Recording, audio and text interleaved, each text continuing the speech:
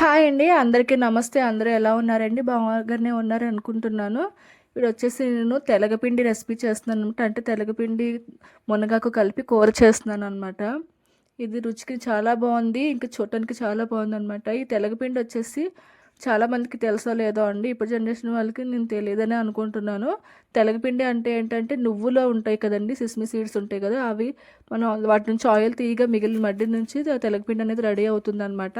ఈ తెలగపిండి అనేది ఇలా చెక్కల రూపంలో మనకి గానుగ ఆడిగా కొన్ని మిషన్లో ఆడతారు, కొంచెం వచ్చేసి న్యాచురల్గా గానుగ ఆడడం అంటారనమాట. ఒక కర్రకి పసుపుని కట్టి దానిలో పక్కన నువ్వులు వేసి ఇలా తిప్పుతూ ఉంటే ఆయిల్ అనేది వస్తూ ఉంటుందన్నమాట. ఆ చెక్క అనేది ఆ మిగిలిపోయిన మడ్డి అనేది ఇలా చెక్క రూపంలో వస్తుంది. దీన్ని తెలగపిండి అంటారు. ఈ తెలగపిండి వచ్చేసి మనం కూర చేసుకోవటానికి అని చెప్పి తీసుకోవాలండి, మార్కెట్స్లో ఎక్కడైనా తీసుకోవాలంటే. సో ఎందుకనగా నార్మల్గా సీడ్స్ అనేది బాగా శుభ్రం చేసి అప్పుడు మనం గానుగడిన వాటికి వచ్చిన మంచిగా ఉంటుందన్నమాట. ఇసుక అవి ఉండదు. లేదు అంటే నార్మల్గా ఆడేస్తారనమాట. ఆయిల్ ఓన్లీ కావాలని చెప్పి తెలగపిండి అవసరం లేదు, పశువులకి ఇంకా వాటికి కూడా పెడుతూ ఉంటారని చాలా బలం అని చెప్పి. సో అలా మనం తీసుకుంటే ఏంటంటే అందులో ఇసుక అవి ఉంటాయన్నమాట. బాగోదు, ఇచ్చేస్తారు, కూర అంతా పాడవుతుంది, మనం తినలేము. సో మీరు వచ్చేసి కూర వండుకోవటానికి అని చెప్పి అడిగితే మంచి తెలగపిండి ఇస్తారనమాట. తెలగపిండి వచ్చేసి తెల్ల నువ్వుల నుంచి వచ్చిన పిండి తెల్లగా ఉంటుందండి. అది నల్ల నువ్వులు ఆడినగా వచ్చిన మడ్డి వచ్చేసి నల్లగా ఉంటుందన్నమాట. సో ఇప్పుడు వచ్చేసి ఇది నల్ల నువ్వుల నుంచి తీసిందనమాట. మనకి ఇది వచ్చేసి మార్కెట్స్లో అవైలబుల్గా ఉంటున్నాయి, బయట ఊర్లో అంటూ కూడా వస్తున్నాయి అన్నమాట. సో మేము అలానే తీసుకున్నామండి. ఇక్కడ నేను వచ్చేసి తెలగపిండి చెక్కల రూపంలో వస్తుంది కదండి, దానికోసం కొద్దిగా అది కూర ఉండటం కోసం పొడి చేసేసాను అనమాట. మీరు మిక్సీలో కూడా వేసుకోవచ్చు, దంచుకునేది ఉంటే దంచుకోవచ్చు అనమాట. నేను దంచుకునేది అవైలబుల్గా ఉంది కాబట్టి నాకు ఈజీగా అయిపోతుంది, మొత్తంగా ఒక్కసారి నేను దంచుకోవచ్చు అని చెప్పి అందులో వచ్చేసి దంచేసాను అనమాట.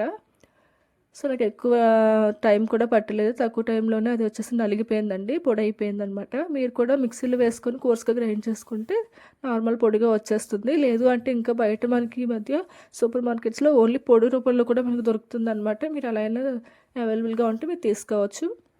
ఈ కూర బెనిఫిట్స్ వచ్చేసి చాలా మంచిదండి. ఇంకా పొరటాలు ఉంటారు కదండి, పిల్లలు పుట్టిన స్త్రీలు అవి ఉంటారు కదండి, వాళ్ళకు కూడా పెడుతూ ఉంటారంటే చాలా మంచిది.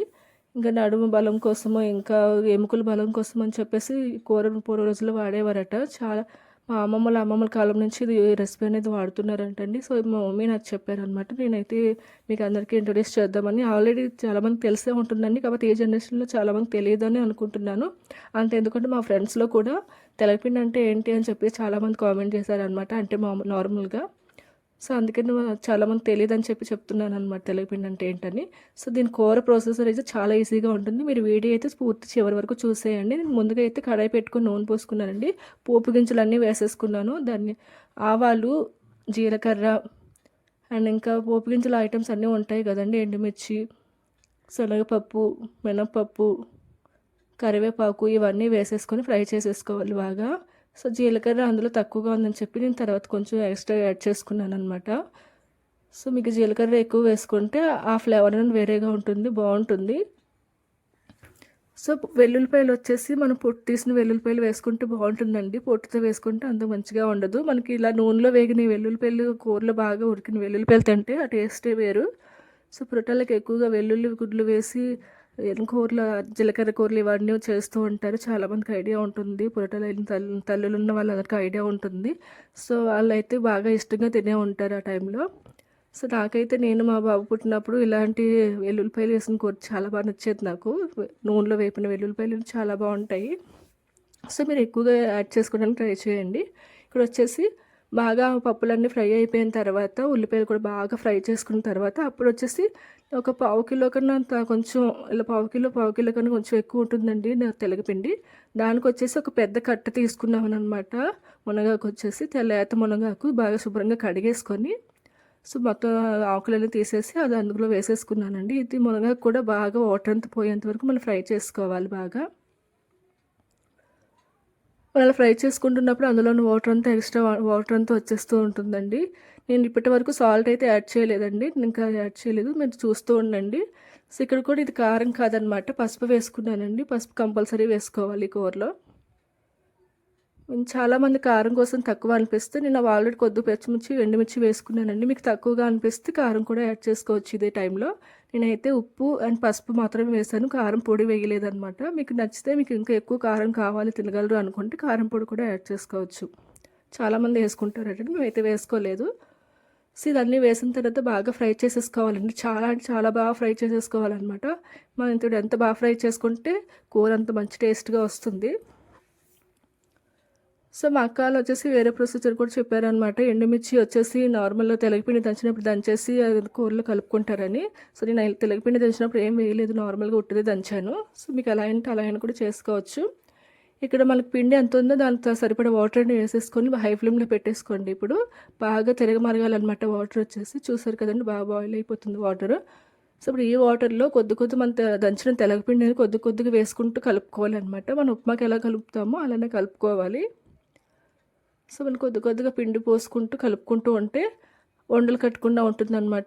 ఇంకా బాగా వస్తుంది. రెసిపీ కూడా బాగా ఫ్రై అయితే ఇంకా చాలా బాగుంటుంది ఉడికింది తెలగపిండి అనేది. మీరు ఎలా చేసుకొని ట్రై చేసి తినండి ఒకసారి, అప్పుడు మీకు రుచి అనేది తెలుస్తుంది. మీరు కూడా చాలా బాగుందని అనుకుంటారనమాట. సో అప్పట్లో చాలామంది తినే ఉంటారండి. ఇప్పుడు ఈ కాలంలో వచ్చేసి రాను చాలామంది రెసిపీ అనేది ఇలా వదిలేస్తున్నారు. సో ఒకసారి చేసుకొని ట్రై చేసి తినండి, చాలా బాగుంటుంది. వేడి అన్నంలో కలుపుకొని తింటే ఒక నెయ్యి కానీ నువ్వుల నూనె కానీ వేసుకొని కలుపుకొని తింటే ఆ టేస్టే వేరు. లేదంటే ఊరికనే మనం అలా తినేసిన చాలా బాగుంటుందండి. సో ఇక్కడైతే నాకు ఇలా వాటర్ పోసిన తర్వాత నాకు 5 మినిట్స్ అనేది అలా ఫ్రై చేసుకుంటూ ఉన్నాను అనమాట. అప్పుడు వచ్చేసి ఇలా దగ్గరగా ఉక్కుర్లా తయారయ్యింది. సో ఈ కూర వచ్చేసి కొద్దిగా అన్నంలో ఎక్కువ కూర వేసుకొని కలుపుకున్నాను అనమాట. అప్పుడే దాని టేస్ట్ అనేది మనకు తెలుస్తుంది. సో మీరు కూడా ఎప్పుడైనా కూర అనేది ఎక్కువ వేసుకొని కొద్దిగా అన్నంలో కలుపుకొని తినండి. కూర టేస్ట్ పోషకాలన్నీ మనకు అందుతాయి అన్నమాట. నాకు ఈ కూర అయితే చాలా బాగా నచ్చిందండి. మీరు కూడా రెడీ చేసుకొని తింటారని ఆశిస్తున్నాను. చాలా అంటే చాలా బాగుంటుంది. తక్కువ టైంలో అయిపోతుంది. పిల్లలకు పెట్టొచ్చు, పెద్దవాళ్ళకి పెట్టొచ్చు. ఇంకా నడుము బలంకి, ఎముకల బలంకి కూడా చాలా మంచిగా ఉపయోగపడుతుందట. సో ప్లీజ్ నా వీడియో ఎంతవరకు చూసినందుకు ధన్యవాదాలండి. మీకు నచ్చిందని అనుకుంటున్నాను చివరి వరకు చూసారంటే. సో ప్లీజ్ ఇప్పటికీ నా ఛానల్ అయితే సబ్స్క్రైబ్ చేసుకోకపోతే చేసుకోండి, షేర్ చేసి లైక్ చేయండి. ఈ వంట వచ్చేసి మీకు ఇంకా ఏమైనా డౌట్స్ ఉంటే నాకు కామెంట్ చేయండి. ఇంకా మీరు రెడీ చేసుకున్న తర్వాత మీకు ఎలా కుదిరిందో కూడా నాతో షేర్ చేసుకుంటారని అనుకుంటున్నాను. సో థ్యాంక్స్ ఫర్ వాచింగ్ చివరి వరకు చూసినందుకు.